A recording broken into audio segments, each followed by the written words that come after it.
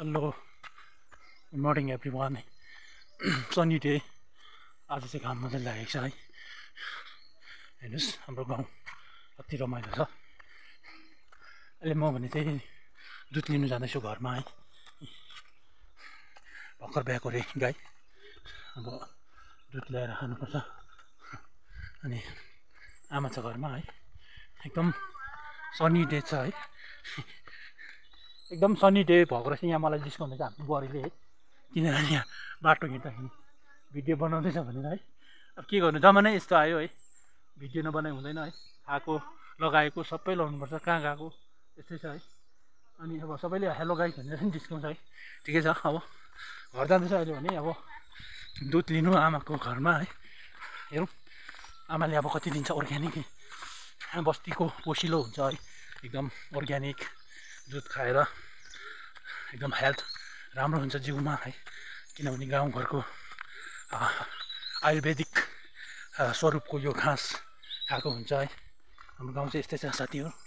यो upper middle माङ्मुङको दृश्य छ, एकदम हरियाली अनि झारपात जङ्गल घाँस घारीले घेरिएको छ है। हेर्नुहोस् एकदम उकालो छ बाटो चाहिँ। फाइनली घरमा चाहिँ आइपुगेको छु म। दाजुको गाडीले चाहिँ यहाँ है। यो चाहिँ हाम्रो पुरानो घर हो है। बस्तीको घर यस्तै हुन्छ गाइस है। इस्कुसको झ्याङ र यसले थाङ्रा सधैँ लाउने गर्थ्यो, अहिले भने छैन। यो भुइँमै पलाएको छ। मकै बारी कराङ अहिले किराले खाएछ यसपालि, एकदम किरा लागेको रहेछ है। यो कुखुराखोर, यो रुख टमाटर, यस्तै छ हाम्रो घर। यो सिटिङ रुमहरू छ, यहाँ फुलहरू यस्तै छ। गाई चाहिँ यहीँ छ गाई। यो इस्कुसको झ्याङ, यी भर्खर बिहाको बाछा है। यी आमाले आज मलाई दुध लिनु बोलाएको छ। यहाँ बाछा सुतिरहेको छ। यहाँ चाहिँ यो दुना गाई, हाम्रो गाई, यसको दुध खानुपर्छ है। एकदम सनी डे छ आज। आमाको साथी, यसको नाम के हो आमा? सेती यसको नाम। यी सब्जीहरू कसै छ, खै दुध रेडी। आमाले सब्जी बनाउँदो रहेछ। खाना पकाउँदै रहेछ आमाले। के बनाएको आमा? खाना सब्जी बनाएको रहेछ। इस्कुसको मन्टो, फर्सीको मन्टोको सिजन छ अहिले। अहिले सब्जीको दुःख हुँदैन गाइस। रुख टमाटरको अचार सब्जी हाम्रो लागि रहेछ, अब लिएर गइन्छ। हेर्नुहोस् यो रुख टमाटर एकदम अर्ग्यानिक साथी हो। अब चाहिँ म माछा ट्याङ्कीतिर लाँदैछु। इस्कुसको बोट, ट्रट फिस पनि पालेको छौँ हामीले। यो खोर्सानी बारी, अकबरे खोर्सानी कतिको मिठो लाग्छ तपाईँहरूलाई है।